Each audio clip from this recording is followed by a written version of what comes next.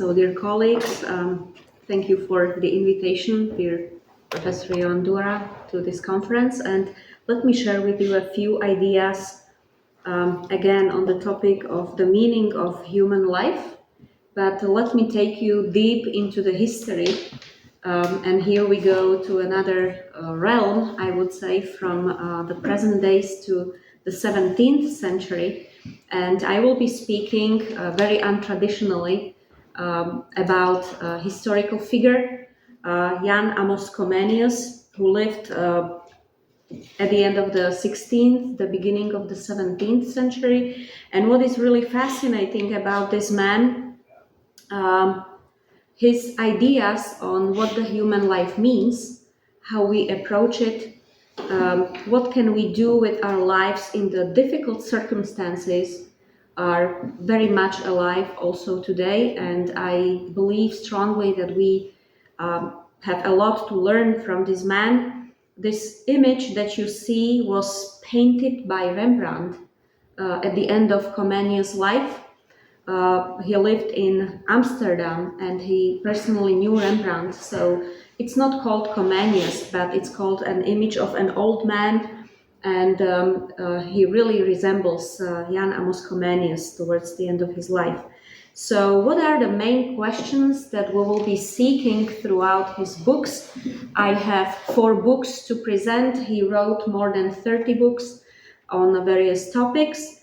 The first question is the intricacies and uncertainties of human existence. Human life is complicated and very fragile, uncertain. What is the ultimate purpose of human existence? And what is the role of humans in this created world?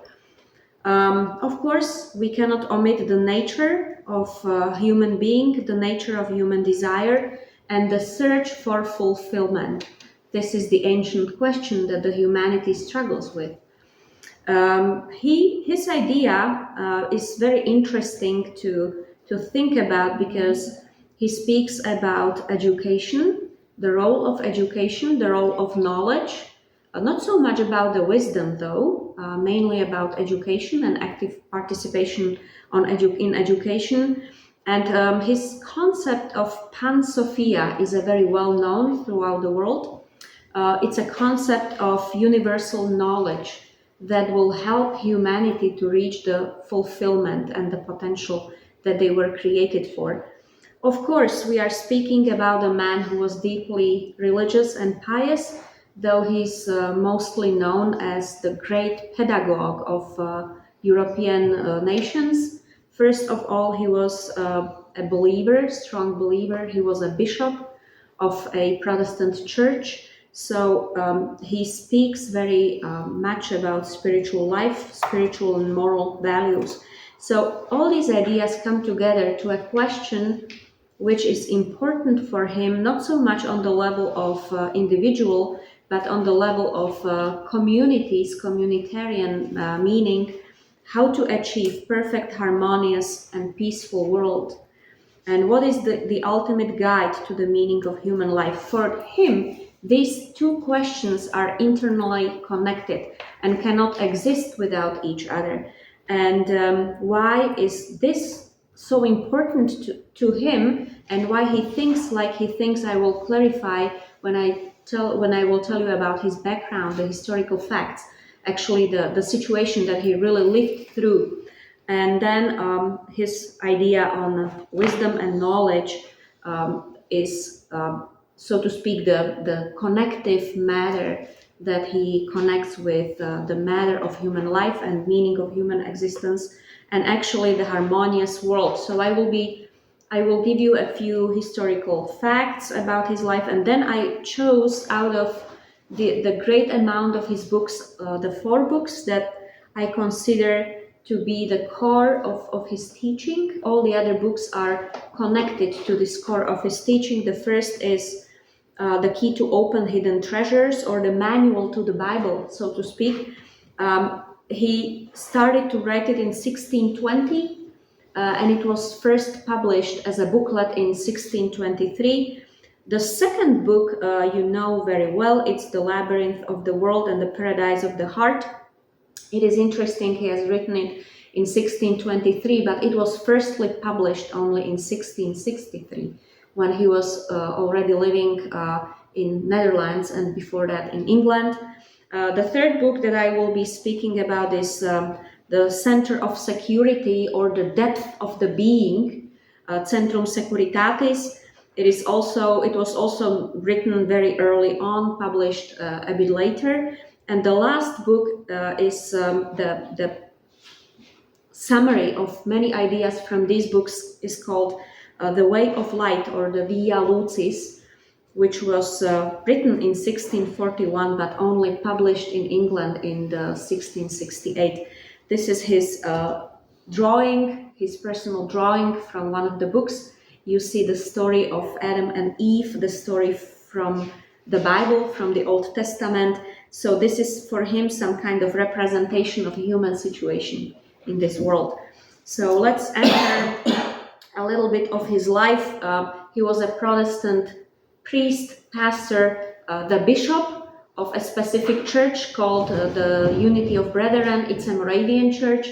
It still exists in a very small amount of numbers, just a few people. At that time, when he was growing up, the church was doing quite well.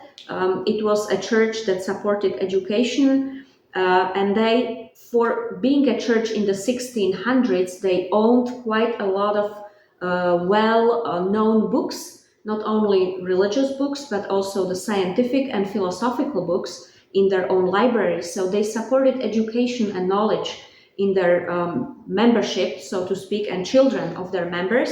Jan's father was not a poor peasant. He was a wealthier townsman, so to speak. They lived in a town. They owned quite a bit of land and some businesses. But what really happened, both of his parents died. This was the age where uncertainty was very much present in the world. People's lives were not so long. So both of his parents died when he was about 8-9 years old.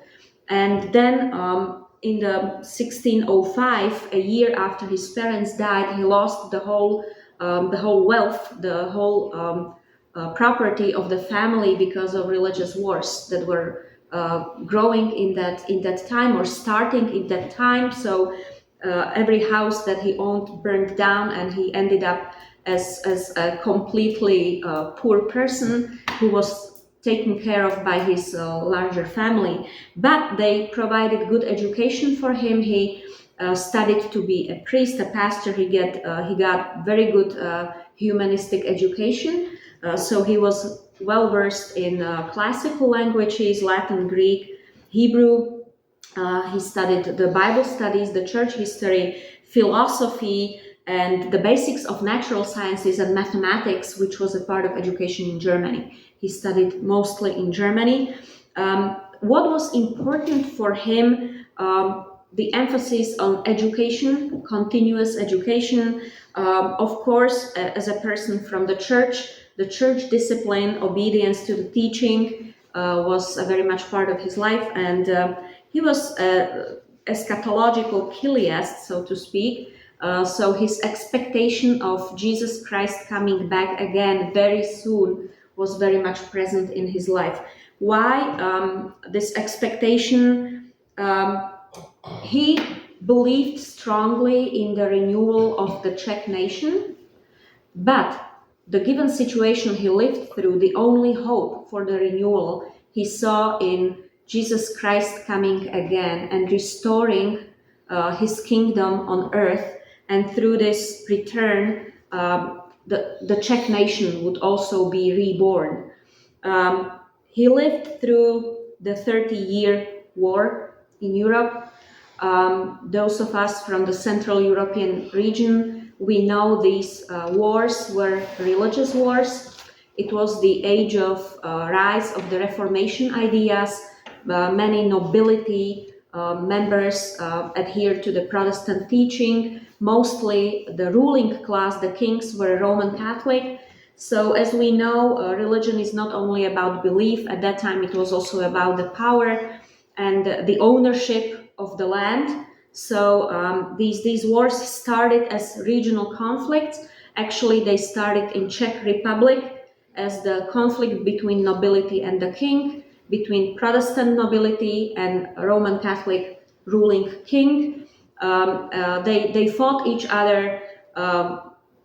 In reality, like it was really a fight, man against man. It was not just in words and writings. So what started as a regional conflict grew to a whole Europe war. War always means catastrophe for all the simple people who are living in all the lands that are fighting. So this image shows you how it may have looked during the 30-year war, where armies were marching throughout the Europe, Protestant fighting against Catholics, Catholics fighting against Protestants. And of course, it brought with itself diseases, catastrophe, famine, and horrible situation for simple people. The war ended in 1648. But it was not a happy ending. The rule or the principle with which it ended is there, cuius regio eius religio, meaning who is the ruler and his religion. According to the ruler, all the peasants, all the lands belong to this religion. So it was not a matter of personal confession or personal preference. It was a matter of where people lived, to that religion they belonged. What it meant for Comenius and many Protestants in Czech Republic, they either had to denounce their faith, give up their faith, Protestant faith, or they were deprived of their rights, and they were chased out, exiled into the lands where they could live as Protestants. What was really harsh about this time, the secular power, meaning the nobility, the courts, cooperated with church authorities, with the bishops. So the bishops said, we cannot kill anyone, we cannot put anyone into prison, but we'll give you the names and the tips who is the Protestant, and then the ruling class took the policemen or the soldiers, and they simply took the whole possessions of the people, and they asked them nicely a few times whether they would like to convert to Catholicism, and if they didn't, they were either killed or imprisoned or exiled to some other lands. So Comenius himself lives in these times where he has no safe place to stay, where he has no permanent residence, where he has no security whatsoever. And actually, he was married 3 times because his first 2 wives and children died during these conflicts. As he was forced to travel throughout the Europe and European region, they were sick, they were famished, so his 2 young wives and children did not survive. And yet, we speak about a man who wrote more than 30 books, and not gloomy and sad and terrifying, but mostly books that show us hope and a way of life. So when I studied him really closely in past few years, I was very surprised how this man found the courage and hope in the very harsh circumstances of life to speak about the positive sides of life and to speak about the vision that he has for a better world, for the future. Let me speak then about the first book, which is for him, so to speak, the source of all the wisdom, the source of all the information. That's the Bible, of course, the book that points out the important questions of life. This is actually the drawing, his drawing from the book. And it's the manual to the Bible, which he calls the core, or the core teaching. For him, this is a very modern view on the Bible that he offers in this book. He says that there are passages that can be interpreted with a literal meaning, like they are written, but there are passages that use the figurative speech. So we have to be careful at what texts we are looking, because we need to be very sensitive to the stories we read. What is really important, he says, the cultural and historical context is important. So we cannot apply all the ideas straight to our situation, but we really have to pay attention to the differences and understand the world of the Bible and then the world of ours and compare these two worlds. These ideas, are the ideas of hermeneutics from the 19th century and were lost for a few centuries, but he suggests this approach to the Bible. So why is this important? Because his other books use the Bible and use the quotations from the Bible to support his ideas. So we know he works with the Bible in a very, very modern way. It's not blind fatalism or some crazy man who uses the Bible literally to oppress people, but he uses it wisely to gain the principles for human life. So the second book that I would like to speak about, and I like it very much, I recommend reading it if you are interested in his ideas, is the Center of Security, Centrum Securitatis, and these are the two key images that he uses in the book. He drew them himself. This book was written really in the deep forests and caves when he was traveling to Poland, and he couldn't use the roads because they could have been killed. So he was in the evening sitting in these dark caves writing about the security of life, really in a situation where his life was threatened firsthand. He speaks about the world and the human beings. In the world, it's a very complex view on the order of the world. He also uses natural sciences to explain the basic principles of the functioning of the world. And yet he finds the space also for transcendence in this world. So what is important, the world was created by eternal creator and redeemer of the world. So the world does not exist by itself and cannot exist without this entity that functions behind the world. What images does he use? And these are, we spoke about it yesterday, are very beautiful images. First image is the image in the mirror. The image in the mirror does not exist without the real person. The world, the humans, are like the mirror image of their creator. Without the creator, they would not exist. The second image is the shadow of the body. We are just the shadow. The world is just a shadow. Without the body, the shadow does not exist. The third picture or image is the tree. A tree is growing from the roots. We do not see the roots, we see the outcome. But it's because of the roots that the tree is growing and brings fruit. And the fourth image is the image of the circle.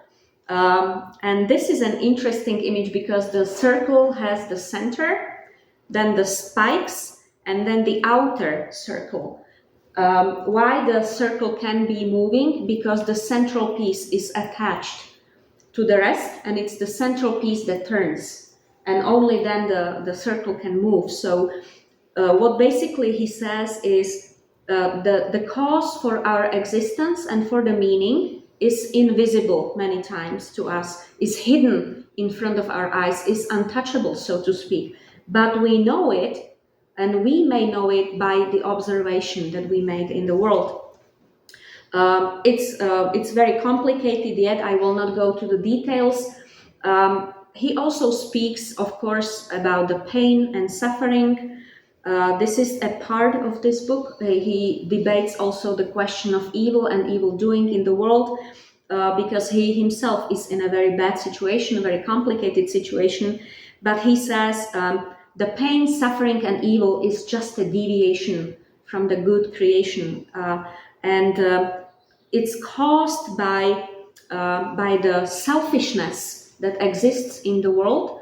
It's the deprivation of the good, and this selfishness, mostly visible in human beings, and the most clearly visible in human beings, is what drives us from the goodness to the evil part. And this is the cause of our pain and suffering. It's not the God, it's not the creator, it's our selfishness that drives us to the pain and suffering.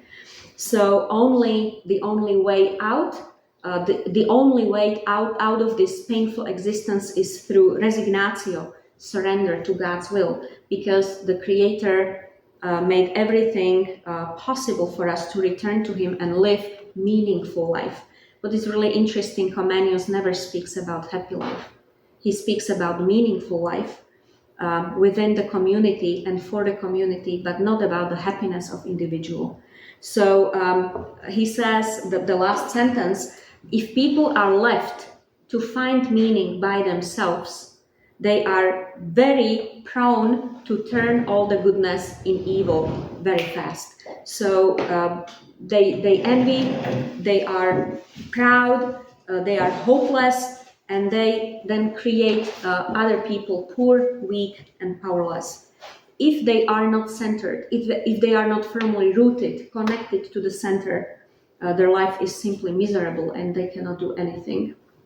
So the third book, again, the picture by Comenius. This is the leading picture of this book. Maybe you have heard about it, maybe you have even read the book.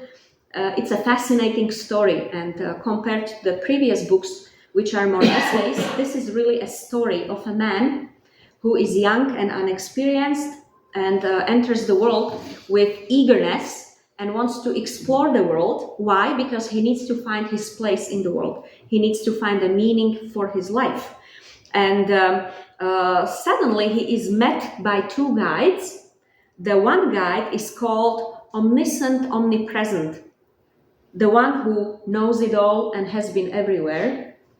And the second guide is the fool. So these two guides were sent to distort him, to take him astray from the right path. And they exist in the world, and they present the world as a place where they speak about meaning and about good things, but actually it's all vague and foolish and failing. And they offer him glasses, and they say, if you put on these glasses, you will see the world more clearly.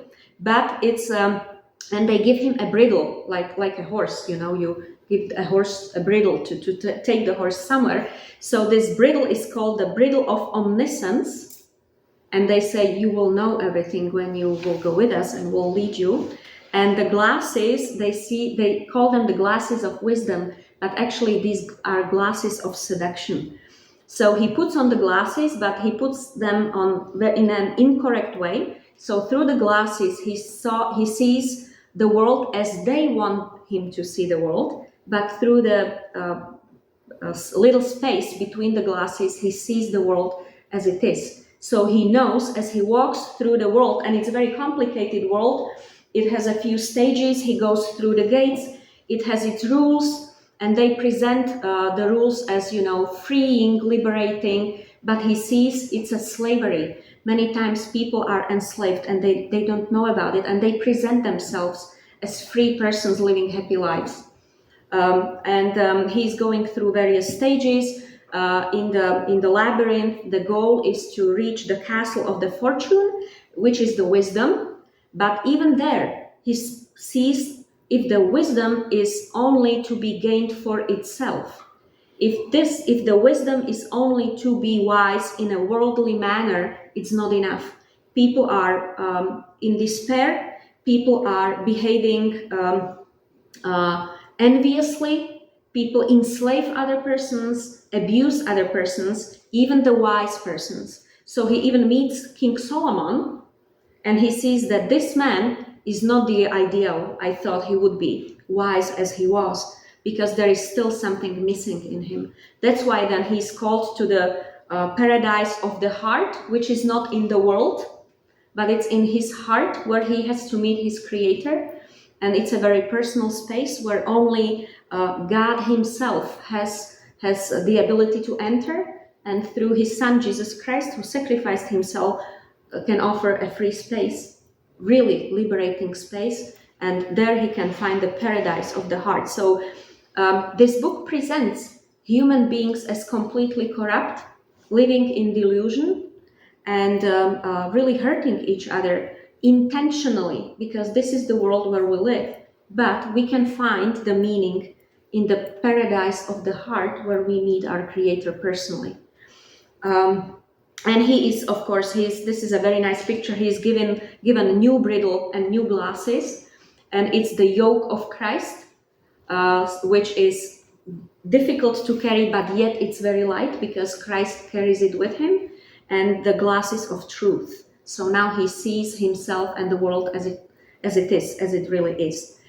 And the last book, again, he's drawing from this book, is called Via Lucis, the road of light, or the way of light.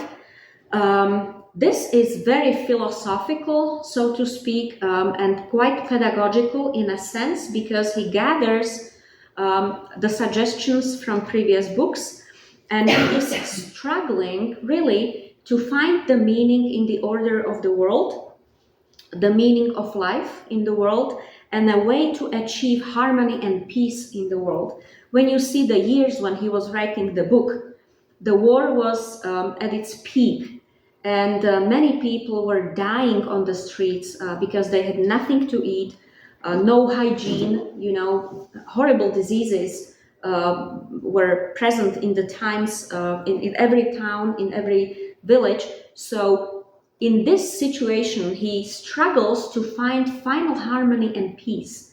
How can we make this world a better place for everyone? And his suggestion is we have to